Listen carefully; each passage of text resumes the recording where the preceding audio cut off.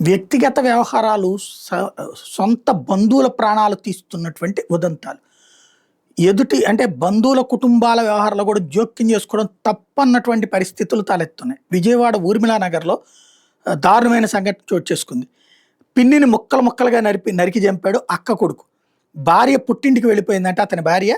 దానికి కారణం ఏంటంటే పిన్ని అని తేలిందంట. మైనర్ అయిన తన కొడుకుతో కలిసి మరి ఈ దారుణానికి ఒడిగట్టాడు. పిన్నిని ఇంటికి తీసుకెళ్లి కాళ్ళు చేతులు తల నరికేశాడు ఆ నిందితుడు. ఇదో సంచలనం సృష్టిస్తోంది. శరీర భాగాలు గోని సంచులు గట్టి వేరువేరు ప్రాంతాల్లో మురిక్కాలలో పడేసినటువంటి వ్యవహారం మీదన ఇప్పుడు అసలు ఆశ్చర్యపోతున్నారు. అట్లాంటి ప్రాంతంలో ఈ ఇన్సిడెంట్ ఏంటి అన్నట్టు.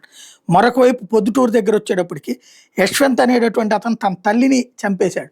సినిమాల్లో ఛాన్సుల కోసమని హైదరాబాద్లో ఉంటూ ఉంటాడట. డబ్బుల కోసం తల్లిని పీడిస్తున్నాడట. అమ్మాయి ఆవిడేమో మండల పరిషత్ పాఠశాలలో టీచర్ అట.